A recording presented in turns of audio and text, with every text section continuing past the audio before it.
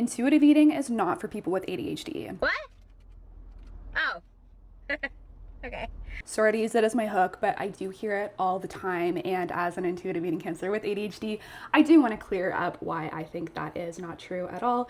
And like any system that was made using a more neurotypical approach, not so much with neurodivergent people in mind, there are definitely multiple modifications that can and I think should be made to intuitive eating if you have ADHD. I am going to go over some of those in this video today as an intuitive eating counselor and nutritionist with ADHD who works with people with ADHD and AuDHD. Let's get into it. So in this video, I'm going to talk about what intuitive eating is. I'm going to talk about the origins of intuitive eating, who developed it, who studied it, and where it's at right now. And then I'm going to talk about 3 pretty major foundations to intuitive eating that I think are really key to understanding intuitive eating, especially as a neurodivergent person, including ways that I make modifications to them so they're more realistic and accessible for me and my clients, people with ADHD. And then I've already made a video on this, but since CapCut is such a garbage app, it's just not opening. So I'm in the middle of shifting software to find a new video editing software because CapCut is the worst. Maybe if they put less ads in the actual app and AI features, it would actually open for me. I'm just saying all that because I did also include in that video the 10 principles of intuitive eating and then how I make modifications for them, more ADHD modifications, so they can actually be applied to folks with ADHD too. But I think that's gonna be a little bit long. It was already on the longer side in that video, RIP. So I think I'm gonna make another follow-up video with maybe 2 to 3 principles per video going over specific neurodivergent modifications I make to each of those. Okay, so intuitive eating is an adaptive eating style, keyword adaptive. It should not be seen as something that's rigid. And even though there are 10 principles, they are very much not supposed to be dogmatic principles that you just follow word for word or follow in a linear fashion. You can kind of take what you need, when you need from each principle. If some are really challenging for you, you can always come back to them. Some of them will be, I guess a lot of them actually will be more so a practice or process rather than something you just check and move on from. Okay, so let's get into the origins of intuitive eating. It was developed in the 90s by these 2 lovely ladies. They are 2 dietitians, Evelyn Tribole and Elise Raicht. Intuitive eating was really developed out of a very intentional anti-diet approach to eating. In the 90s, just like today, there was messaging everywhere telling people that they needed to be thinner in order to meet the beauty standard of the day. And a lot of that idea that you have to be thinner to achieve a beauty standard is very much linked to this idea of your worth and your value. That's just not true, period.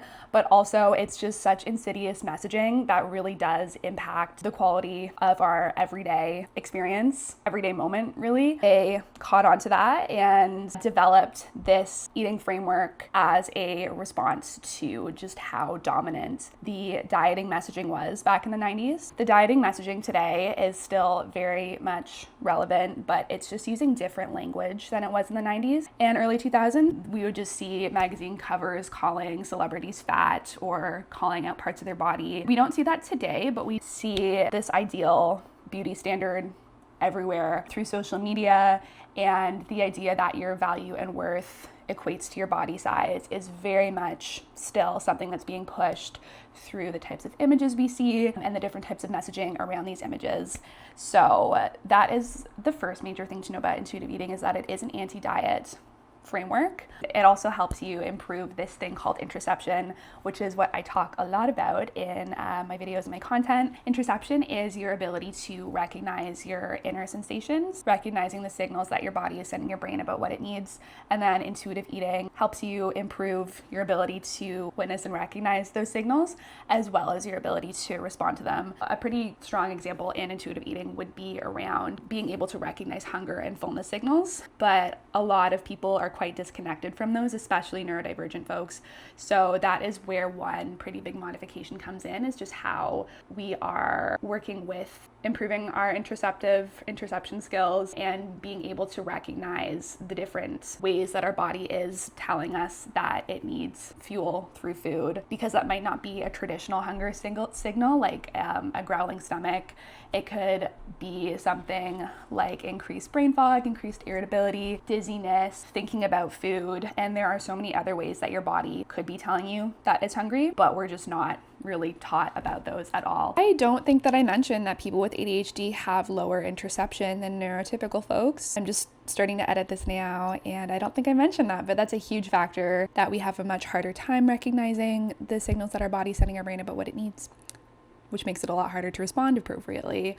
Another reason why intuitive eating can be so helpful for folks with ADHD, because it directly works on improving interoception. I've seen people say that this is why people with ADHD can't be intuitive eaters, but since it's such an adaptive eating style and there are so many different symptoms and factors that make up ADHD, I don't think it's fair or realistic to say that just because we don't have the same interoception doesn't mean that means that we can't be intuitive eaters. It's something that you can absolutely work on, and I think it's absolutely worth it to work on improving your interoception, because it just really does help improve your ability to nourish yourself and to respond to your body's needs, and both of those things really improve the quality of your life and your health. And then another pretty foundational aspect of intuitive eating that goes nicely with the interoception piece is taking into account your external realities and how those are either creating barriers or allowing access for you to access nutrition, access food. So that could be things like, based on where you live, what food is available in that area, income, what food you're able to access based on the resources, finances you have. It could be based on your schedule. Maybe you have a 3-hour meeting that you're not going to be able to eat during that meeting. So making sure you're eating something before your meeting so you're not getting really irritable and crashing energetically during that meeting. That would be an example. Just finding that balance between the more internal side of intuitive eating, of being able to start to better recognize the signals that your body sends your brain about what it needs so you can respond to them, and doing so in a way that works for your neurodivergence and is not just very like neurotypical information. Working with that as well as with your external realities. So that could refer to things like how your kitchen is set up and organized, how you actually get groceries and food into your house without burning out or getting really overstimulated, who else you're having to cook for, whether or not you have support, how you decide what to eat. All of these things would be some of those things would be more internal as well as external, but the external realities too also very much apply to more socio-political systems of oppression that allow the way the food system is set up to exist and allow people with disabilities to not have access to a lot of things that they need and very much deserve, how these systems that directly affect people with disabilities, neurodivergent people, how they and many people are able to access food, how those are the same systems that allow industries like the diet industry to exist. So patriarchy, white supremacy, colonialism, capitalism, racism, just to name a few. I really think that an intuitive eating practice does need to consider both the internal aspects of intuitive eating as well as the external. I think you just cannot separate these systems that we live in that directly impact people with disabilities and neurodivergent people, directly impact who is able to access food, who is able to access healthy and nutritious food. I think that all really needs to be part of our intuitive eating practice as well, and being really critical of these systems, better understanding them, having conversations about them so we can move towards a world that isn't ruled by these systems, and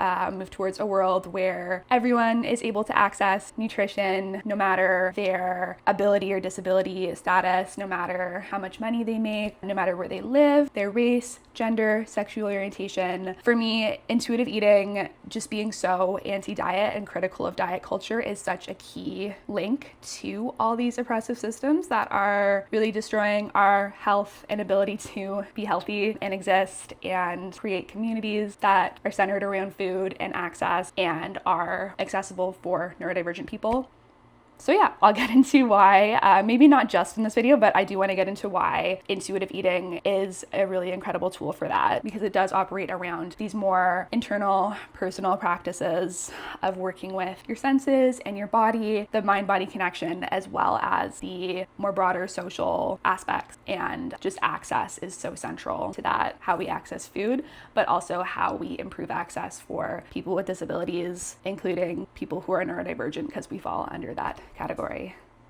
I hope that makes sense. The foundation of intuitive eating is this idea of satisfaction, just allowing yourself to actually enjoy the foods you're eating, giving yourself permission to connect with people over the foods you're eating, connect with different cultures through foods, connect with joy through food, through enjoying what you're eating, just letting food really be a tool to just improve the quality of your life. I am going to make a separate video on this one because there is a lot of confusion around how to do this and not also binge eat foods that are higher in sugar and processed. It makes sense why that would come up as like a kind of reaction to hearing this concept that you can give yourself permission to enjoy foods and give yourself permission to eat what you want to eat. Just working with the other tools of intuitive eating, of improving your interoception, of improving being able to recognize the signals that your body sends your brain about what it needs, getting better at recognizing that and then responding to that, working with that with your, again, external realities of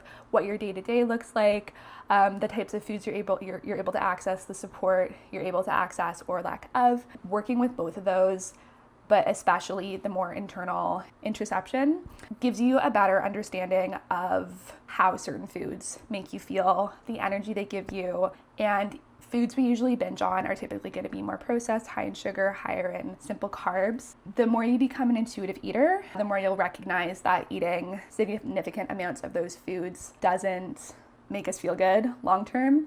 It might give us a dopamine boost for a few minutes or half an hour, but then over time it doesn't give us any energy. We often feel uncomfortably full. The more we practice becoming intuitive eaters, the better we're able to recognize that pattern, and then with that make choices around foods that definitely give us satisfaction, but also foods that are going to help us feel good and be satisfied in that way, be satisfied with having more energy from our food choices, as well as enjoying the taste. And food combining is a huge part of this too, just what types of foods you're eating together and just knowing on such a deep level how those foods are going to make you feel, and then deciding what to eat based on the satisfaction around how it'll make you feel, as well as how much you're going to actually enjoy the process of eating it.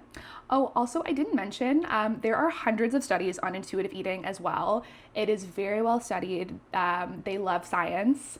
I love science. And there's hundreds of studies that show intuitive eating is an incredible tool for helping improve physical health as well as mental and emotional well-being. Okay, so that is all for today. I'm going to summarize what I talked about in this video, just introduction to intuitive eating with ADHD. I also just want to mention that I'm editing this in a totally new software. I'm using DaVinci something. And right now the coloring's really weird. It's very whitewashed and like it looks like there's a filter on. I don't know why it looks like that. So I'm gonna try to fix it because I don't know, it just looks like something from 2007. And I don't like need that. I don't know, I feel like I just wanted to mention that, but yeah, it's a work in progress, me learning how to edit videos and use computers, because it doesn't come naturally to me. Anyways, let's summarize. So in this video, talking about just an introduction to how I, an intuitive eating counselor, nutritionist with ADHD, make intuitive eating more accessible, modify it for people with ADHD, just starting to talk about that. I'm going to make some follow-up videos because there are 10 principles of intuitive eating, and I think modifications can be made to a lot of them or most of them that are just going to better serve people with ADHD. Some of them can be looked at in like through a specific lens that makes them more neurodivergent friendly. So we'll get into that. But yeah, today we talked about how intuitive eating is an adaptive eating style. So that aligns with ADHD so nicely because it is right off the bat making intuitive eating more malleable, and we can kind of modify it to make it work for our neurodivergent brains. And I love that about intuitive eating too, because it's just, I really don't like any systems, groups, approaches that are very rigid and that you have to do it step by step that way or else it's wrong. Yeah, I really don't like approaches or groups that do that, and I think it's kind of culty. And I love that intuitive eating is just like, do you, girl, gender neutral, girl, do what works for you, take what you need, leave the rest, come back. It's really, yeah, just not rigid and dogmatic, and that just leaves so much space for being able to modify it so it works as best as it possibly can for folks with ADHD. Talked about interoception, so the more internal aspect of intuitive eating, of improving being able to recognize the signals that your body sends your brain about what it needs, and then being able to respond to that. We talked about the external factors that intuitive eating takes into account, so that can be things as what's directly available in your fridge right now. What can you eat right now? What can you put together right now that's going to give you energy and help you feel better, that you're going to like, as well as these bigger political, socioeconomic systems that are so intertwined with the neurotypical society that we live in, both the neurotypical aspect of society and systems like patriarchy, fascism, colonialism. One can't really exist without the other. And then the diet industry's role in kind of being like the original perpetrator of this idea that you have to be skinny to be valuable and to be beautiful, and then how all these systems like patriarchy and fascism and racism, all those allow the diet industry, which has very much morphed into the wellness industry, to continue to perpetuate this idea of the ideal body being a thin body, and us seeing that everywhere, and just the toll that that takes on our health. The rise of eating disorders. Anorexia has the highest mortality rate of any mental illness, and eating disorders are social diseases. So the more we see this glamorization of thin bodies, the more people are going to get sick. So love intuitive eating for calling that out and being really critical of it. And I just think, yeah, it relates so directly to this system that we live in that also makes it really difficult to have a disability, to be neurodivergent. Yeah, there's a lot to say there. So if you're confused and you want me to go into that more, I would love to. Just comment below, let me know. Anyways, thank you so much for watching. I forget if I introduced myself. My name's Liv, and I'm an intuitive eating counselor and a nutritionist, and I have ADHD, and I work with people with ADHD and AuDHD.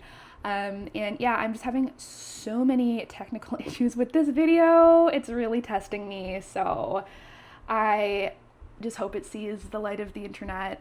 And yeah, I really appreciate you watching up to here. I say in all my videos, I love getting comments on and requests for what videos to make, because it's just so much nicer being able to remember that there's someone on the other side of this and I'm not just talking to my phone. So yeah, if there's anything that you want me to make a video on, just comment that and I probably will do that. Okay, thanks. Bye.